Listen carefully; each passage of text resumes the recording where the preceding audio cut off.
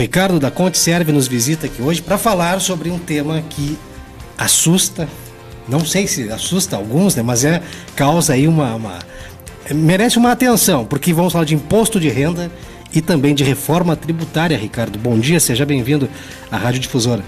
Bom dia, Paulo, bom dia a todos os ouvintes da Rádio Difusora.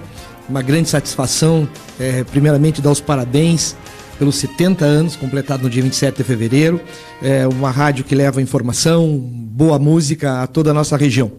Na verdade, causa preocupação a, no mínimo, 44 milhões de brasileiros, porque é a estimativa de declarações que a Receita espera receber esse ano. Só no Rio Grande do Sul, a estimativa é que sejam entregues 3,2 milhões de declaração. Então, eu acredito que seja, como eu estava falando contigo, eu acredito que seja a maior obrigação tributária coletiva da América Latina, porque é muita gente entregando declaração. E já começou o prazo, já abriu o prazo, né? O prazo esse ano começou o dia 23, o programa foi disponibilizado dia 19, agora de março, mas a data de entrega começou o dia 23 de março e vai até o dia 29 de maio.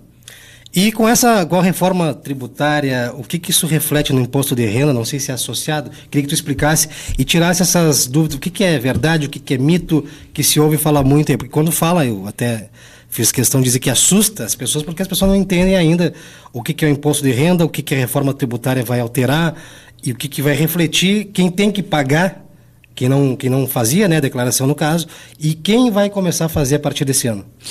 Paulo, a tua colocação é extremamente pertinente, porque a vigilância extrema que os fiscos, tanto estadual, municipal, federal, têm sobre o contribuinte, cada vez aumenta mais. Hoje nós estamos num Big Brother fiscal. As pessoas sabem quando a gente ganha, quanto a gente gasta, aonde a gente aplica nosso dinheiro, porque a Receita Federal trabalha como uma esponja. Ela recebe informações de mais de 32 obrigações acessórias. Então ela sabe da nossa movimentação financeira através da E-Financeira, nossa compra de imóveis através da DOI, nossa parte de aluguéis pela DIMOB, que é entregue para a Receita Federal.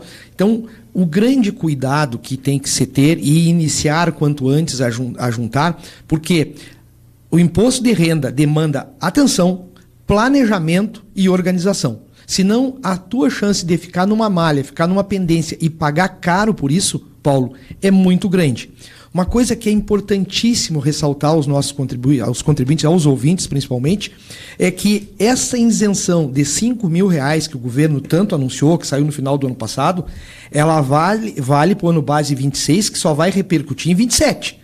Então, as nossas bases hoje é referente a toda a legislação de 2025, aonde quem está obrigado a entregar é quem recebeu mais de 35.584 de rendimentos tributáveis, teve a posse de bens e direitos acima de 800 mil, recebeu rendimentos isentos e não tributáveis superior a R$200 mil, teve movimentação na Bolsa de Valores acima de R$40 mil, teve ganho de capital, vendeu algum imóvel e teve que pagar, teve aquela isenção da venda do imóvel e num prazo de 180 dias comprou outro imóvel, e o produtor rural que teve, através da comercialização dos seus produtos, valores superiores a R$177.920. Estas pessoas estão obrigadas a entregar o seu imposto de renda até o dia 29 de maio. E quem recebe herança também?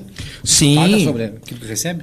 A herança, na verdade, ela não é tributada pela Receita Federal, ela é tributada pela Receita Estadual, você paga o ITCMD. Mas esta informação, obrigatoriamente, ela tem que estar no imposto de renda, e isso é importante o nosso ouvinte saber, porque o cruzamento vem para a Receita Estadual, essa informação sai da Receita para o Estado. Ela precisa ser declarada. Ela precisa ser declarada obrigatoriamente, porque tu tem que dar entrada na tua declaração daquele bem que tu recebeu de herança. Então, obrigatoriamente, existe um campo específico lá para a Receita Federal, rendimento isento e não tributável. Mas ela tem que ser informada para dar origem no teu crescimento patrimonial.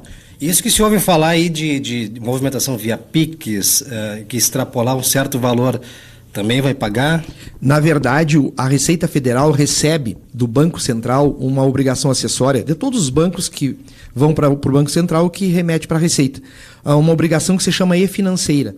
Toda vez que a nossa conta pessoa física passar de R$2.000 e a pessoa jurídica passar de R$6.000, esta informação vai para o banco de dados da Receita Federal. Se ela vai usar, se ela vai fiscalizar, no caso de pessoas jurídicas já está tendo esse cruzamento, já está havendo várias notificações de movimentação superior ao faturamento, ainda não se começou a fazer pessoa física, mas eu acredito que logo vai ser feito esse cruzamento e as pessoas vão ser chamadas a explicar movimentações superiores ao que foi declarado no imposto de renda. E além de explicar o que acontece se não paga uma multa, o que ocorre na prática para a pessoa sanar o problema, digamos assim? Na verdade, toda vez que a tua movimentação financeira não for correspondente à tua entrega da declaração, à tua informação, porque o nome já diz, é uma declaração.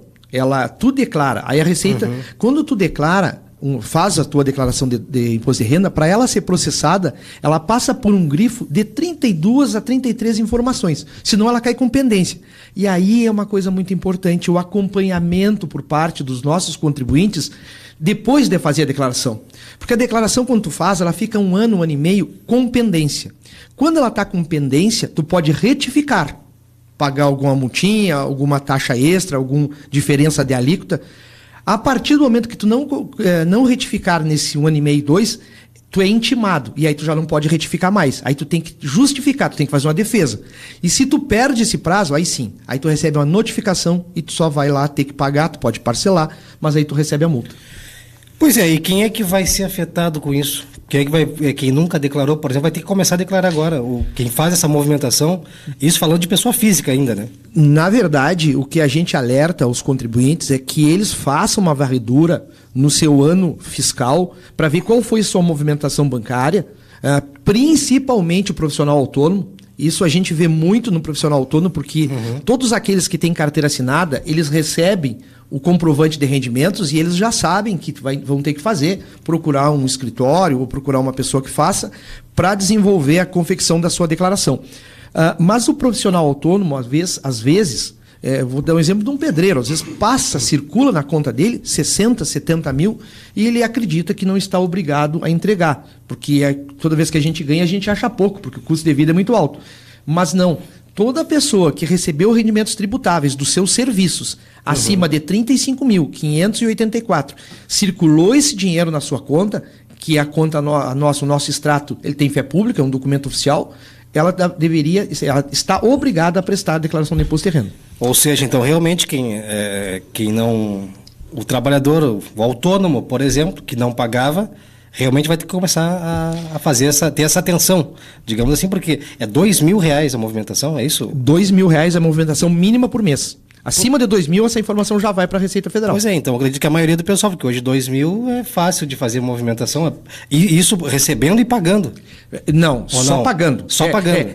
Desculpa, recebendo. É só o quê? A Receita, ela não pode, porque existe o sigilo fiscal, ela não pode saber o que tu paga. Ela não pode entrar na tua conta. Ela só tem a informação do que entra na tua conta. Então, se entrou R$2.000, tu tem que justificar. Sim. Pode até não ser teu, tu pode fazer uma defesa, mas toda vez que a tua conta receber mais de 2.000, essa informação vai para a Receita. E automaticamente eles já recebem lá. Recebem essa lá. Informação. Uma importante, no início tu me perguntou sobre a reforma tributária.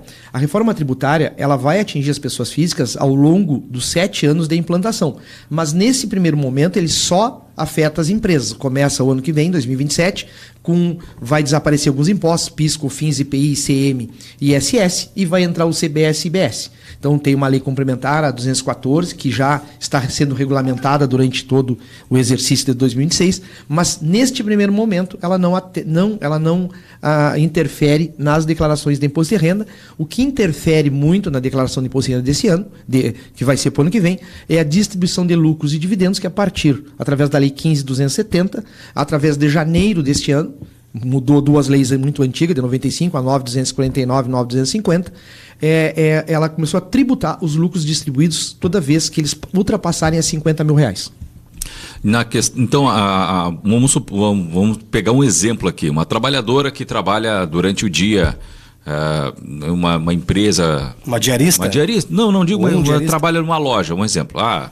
A dona Maria trabalha numa loja durante o dia e ganha ali o seu um salário mínimo. Só que para complementar a renda, ela faz bolo, ela faz tricô, enfim, ela faz faxina, e aí ela recebe geralmente em Pix, né? Para comprar, ela faz faxina, ela faz bolo para fora, ela faz alguma costura e ela complementa essa renda. Então, para se juntar o salário mínimo que ela ganha na empresa onde ela trabalha, mais esse valor que ela recebe por fora por trabalhos extras para complemento de renda, isso também vai ser informado à Receita. Na verdade, o que nós fizemos agora, do dia 23 de março até o dia 29 de maio, é a declaração de ajuste anual. O imposto de renda é aquilo que tu presta mês a mês, que tu paga ou deixa de pagar. Agora nós fizemos a declaração de ajuste anual, aonde nós somamos no imposto de renda todos os nossos ganhos. É muito comum as pessoas, por exemplo, ter 2, 3, 4 fontes de renda. Eu lá no escritório tenho, por exemplo, professoras que são do estado, do município. Essas rendas não se comunicam. Às vezes elas têm outros trabalhos por fora. Às vezes elas dão cursos em escolas particulares, em cursos. E às vezes elas têm ainda algum benefício do INSS. Então, lá na declaração de renda, a gente tem que somar e juntar todas essas rendas para que a pessoa informe para a Receita Federal toda a sua movimentação. Como agora estamos vivendo uma vigilância fiscal extrema em cima, principalmente das contas bancárias, e a tua pergunta é muito importante porque o PIX foi a solução do problema da Receita Federal. O PIX foi criado pelo Banco Central, mas resolveu o problema de sonegação da Receita Federal. Sonegação no Brasil caiu mais ou menos 85%, porque tudo passa pela conta bancária. Tudo. Não sei se vocês viram, a Receita Federal teve, no mês de janeiro e fevereiro, as suas duas maiores arrecadações nos últimos 32 anos, desde que foi computado essas informações. Por quê? Porque existe hoje uma fiscalização muito grande em cima das pessoas físicas e jurídicas e tu não tem como escapar da tributação, tu fica obrigado, porque tudo passa pelo banco e cada vez o governo, as instituições de controle diminuem o uso de dinheiro, então tudo passa pelo banco. Fica muito fácil da Receita fiscalizar e multar. E a questão dos MEIs também, eles também estão sujeitos às mesmas regras, né? O MEI, na verdade, ele não tem a obrigação, ele só tem a obrigação de fazer a declaração do MEI, que vai até maio, ele já pode fazer, mas a declaração de imposto de renda, porque o MEI, o salário oficial do MEI é um salário mínimo. E o resto ele pode fazer como distribuição de lucro através de uma lei, a Lei 9.249, artigo 15, que estipula o que ele pode tirar de lucro daquele valor que ele faturou na empresa. Então, normalmente, os MEIs não declaram imposto de renda. A não ser, e aí tem uma coisa importante, não é só para o MEI, é também para o autônomo e todo aquele que tem alguma relação de ganho extra, a importância de fazer essa declaração é que o imposto de renda, para quem não tem contra-cheque, é um comprovante de renda para todo ano. Ele serve para banco, para financeira, para contratar algum serviço. Então, a declaração de imposto de renda, durante o exercício, ela serve como comprovante de rendimento. E tem também agora a questão do cashback. Como é que funciona? Isso aí já falando de um retorno, seria isso? O cashback é uma coisa extremamente interessante porque a gente está começando a ter acesso às informações que a Receita tem e para te ver a gama de informação que a Receita tem através da gente. Todas as pessoas que receberem até R$32 mil e tiverem imposto, por exemplo, um contribuinte lá recebeu 32 mil no ano e ele teve retido R$416. E ele resolve não fazer a declaração porque ele acha caro, porque ele acha trabalhoso. A Receita Federal vai buscar as informações deste contribuinte no banco de dados dela. Como 32 mil ele fica dentro da isenção, significa que esses 416 mil foi descontado durante o ano dele por causa de férias, algum fator externo, e está retido. A Receita vai devolver para ele no mês de julho através de um PIX, desde que o contribuinte tenha PIX no seu CPF. Hoje quase todo mundo tem. Então, ele não vai nem precisar fazer a declaração, vai ser automático. Esse é o primeiro ano que a Receita implanta e a gente vê, Paulo, a sofisticação da informação. Ou seja, ela não vai precisar mais que a pessoa faça a declaração. Ela, por livre e espontânea vontade, vai devolver o dinheiro para o contribuinte. Isso estima-se cerca de 4 milhões de contribuintes, né? Mais ou menos. Segundo os dados que a gente tem aqui. E, bom, então, esse é o cashback, que será para trabalhadores que receberam, né, até cerca de 2 salários mínimos, que por alguma razão tiveram retenção, como tu falou, em um determinado mês. Tem pergunta aí, Jones? Pois é, a questão da declaração do imposto de renda também é uma coisa, porque às vezes o pessoal, para cortar caminho ou porque não quer pagar contador, resolve fazer por conta própria, né? É aconselhável ou necessita mesmo da orientação de um profissional? Jones, eu tenho um exemplo para te dar que me aconteceu há 2 semanas atrás. A pessoa não estava obrigada, ela fez a declaração para receber uma restituição de R$216, foi a filha dessa pessoa que fez a declaração sem ter conhecimento, fez mal feita e agora ele perdeu a declaração de 2022, que foi feita em 23. Ele vai ter que pagar uma multa para a Receita Federal de R$3.200 e não tem o que fazer, porque ela ficou com pendência, eles não retificaram, essa pessoa recebeu intimação, não deu atenção, perdeu o prazo e agora já chegou a notificação de multa e não tem mais o que fazer. E por causa de R$216. Ele iria receber R$216, ele vai pagar R$3.200.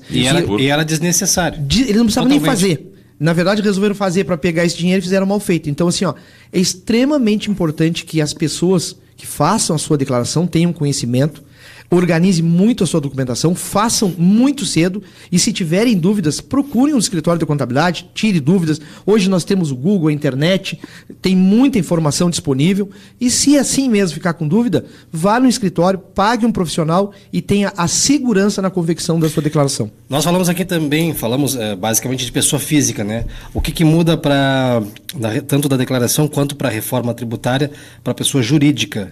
Tem alterações? Na verdade, este ano nós não temos nenhuma alteração. Paulo, a reforma tributária ela vai mudar o conceito como a gente enxerga os impostos. Então, nós temos uma mudança aí no horizonte a partir de 2027 extremamente grande, assim, vai ter um significado muito... ele vai estar na vida das pessoas, porque ele vai mudar a forma que a gente consegue enxergar os impostos. Então, mas ela começa a entrar na sua plenitude a partir de 2027. Ricardo, então, até quando, para a gente dar um encaminhamento para o final aqui já da nossa conversa, já são faltando 8:45, e... Bom, o prazo já abriu, né? O período de declaração de imposto de renda 2026 começou às 8 horas de segunda-feira, dia 23. E o prazo final para entrega até às 23h59 do dia 29 de maio. Queria que tu reforçasse para a gente, já falou, mas novamente, quem precisa fazer a declaração do imposto de renda? Não deixe para a última hora, junte seus documentos, faça a sua declaração. Quem está obrigado? Quem recebeu rendimentos tributáveis acima de 35.584, quem recebeu rendimentos isentos superior a 200 mil, quem tem a posse de bens e direitos acima de 800 mil, o produtor rural que teve faturamento da sua comercialização superior a R$ 177.920, quem teve movimentação na Bolsa de Valores, alienou valores acima de 40 mil, e quem teve ganho de capital. Essas são as principais fontes que a pessoa tem que fazer a sua declaração de imposto de renda. Tá certo. Tem perguntas aí, Jones? Por isso, acho que foi bem esclarecedor hoje, né? Sim, foi bem esclarecedor, foi bem direto ao ponto, bem didático. Só uma última pergunta, agora me veio aqui. Restituição do imposto de renda. A gente sempre ouve falar isso, porque a Receita vai liberar a restituição do... O que seria a restituição do imposto de renda? A restituição nada mais é que a Receita fazer os cálculos de tudo aquilo que tu pagou durante o exercício, eles terem a consciência que tu pagou a mais, que tu deveria pagar, foi retido da tua fonte, das tuas fontes, R$1.000. Depois de fazer todos os cálculos, se identificou que tu não tinha que pagar R$1.000, tu tinha que pagar 600. A Receita vai te restituir 400 com correção pela Selic, e esse ano, particularmente, em 4 parcelas. Primeira parcela, aos 29 de maio, junho, julho e agosto. Então, diminui antigamente, a Receita devolvia até 8 parcelas, agora, esse ano, vai ser mais parcelas. Amplo, né? Aqui 80% dos beneficiários receberão os valores nos 2 primeiros lotes, conforme a informação, em maio e junho. No ano passado, os 2 primeiros lotes realizaram o pagamento a 57% do público que tinha direito à restituição. Esse ano vai ser 80% já no... E cada vez mais esse retorno desse valor aos contribuintes é mais rápido num montante maior. Quem recebe primeiro os aposentados, aí tem idades acima de 80 anos primeiro, 65 depois. Quem entrega antes, e aí é importante, quanto mais cedo tu entregar a tua declaração, mais cedo tu recebe a tua restituição. Então tem pontos específicos que é importante o nosso ouvinte ter essa atenção. Vamos aproveitar e dar o serviço também aqui. Quem quiser procurar a ConteServe aí, né, para tirar mais alguma dúvida, falar com o Ricardo, está à disposição também a ConteServe, né? Nós da ConteServe temos uma equipe de 8 pessoas voltada para o imposto de renda. Se qualquer contribuinte, nossos ouvintes de hoje, quiserem procurar o escritório, uma consulta não tem custo, vão lá, apareçam lá, converse com a gente que a gente pode dirimir todas as suas dúvidas. E até para desmistificar, né, alguma coisa que ainda esteja causando preocupação, né, assustando, como eu falei no início aqui, porque quando se fala imposto de renda ainda há muitos mitos e precisam ser quebrados e a informação é tudo, né? Tendo a informação, a pessoa perde qualquer medo ou preocupação. Então, busque informação com quem entende realmente, né? E evite multas, porque depois da pessoa ser multado, o que a gente pode fazer é parcelar. Depois da pessoa ser multada, não tem muita coisa para fazer. Não então, tem como anular a multa. Não. Depois de ser multado, não tem. Então, cuide, acompanhe. Esse é o principal da declaração. Faça a sua declaração e acompanhe ela. A Receita permite que tu retifique ela no próximo ano, 1 ano e meio. Você pode retificar ela. Então, acompanhe o processamento da sua declaração. A renda para até R$5.000, a isenção já está valendo? Para esse ano, sim. Desde janeiro, só vai pagar imposto de renda quem recebe rendimentos acima de R$5.000 e entre 5.700 e 7.500 a isenção é maior também. A partir de 7.500, aí segue a tabela normal.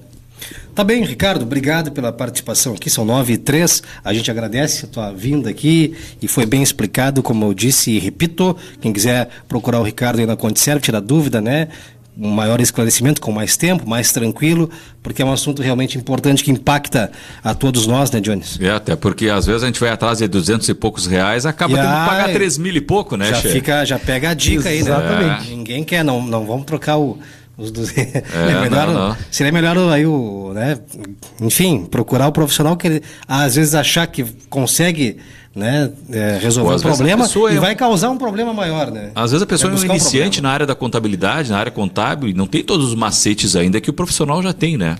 E como a pessoa fica, a gente nota isso, como a pessoa fica nervosa durante a pessoa que faz, sim, como ela não tem tanto conhecimento, ela fica com medo de errar, ela fica nervosa durante a confecção. Então evite isso, procure um profissional. Tá certo. Ricardo, obrigado mais uma vez, então. Espaço sempre à disposição aí para vocês aí da ConteServe, nossos parceiros, hein? Muito obrigado pelo espaço, estamos sempre à disposição. 9h04, Jones, temperatura... 23 graus. Aproveitar, Paulo, vou mandar um abraço aqui, ó, quem está nos ouvindo.